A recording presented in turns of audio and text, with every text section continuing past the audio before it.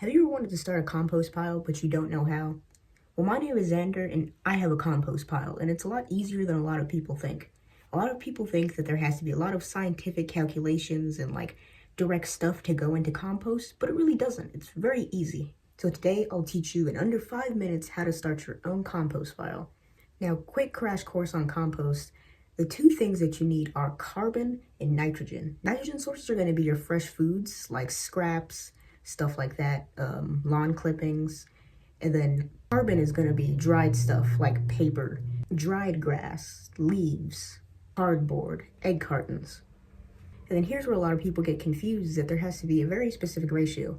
Yes, you are going to want more carbon than you do have nitrogen or greens and browns, but you can learn that ratio as you go because it will be specific to your pile. For a beginner and for people who have smaller piles, do not add things like dairy, meat, or bones because those will just not break down. When you have very big industrial compost piles, those things can break down, and they do it on farms. But for your sake, do not do it. It will infect your pile. It also goes without saying, don't put things in there that cannot be composted, that will not break down, like plastics and chemicals. Now that we have that out the way, preparation for your pile, you're going to want paper. This is my Browns bucket. This is how big it is. It holds a lot of stuff.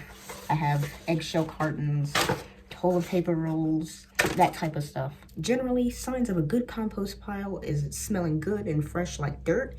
Bad compost piles, it will smell rotten, with the exception if you added something very aromatic like garlic or onions. Your first time making a compost pile, you are going to need your scraps, browns, and then you're going to need some dirt. You can do the method that a lot of people say to layer it by going dirt, greens, browns, and layer it up like that. Or you could just do how I do it and bury the stuff. Here are all the food scraps that I added today, right now. And what's important is that, I wish you guys could see better, but it's dark in here. What's important is that this is not exposed to the outside, so vermin and bugs and stuff cannot get into it and eat this stuff. You do not want that. After the first few days, it doesn't matter as much because it won't give off an odor. It breaks down very fast. Make sure that you cannot really see any of the green. After the dirt is covering it enough, I'm going to put in all of our browns. If you're ever in doubt about how much browns to add, just add more than you need. It'll be better with more than less. So now I'm going to take it outside and give it a quick little water so that it needs to be pretty moist. It'll help it all set. After that, you just have to turn it every few days. Again, make sure that it is shut and that nothing can get in from the outside. And there you go. And there it is, how to start a compost in 5 minutes or less. I hope I achieved that.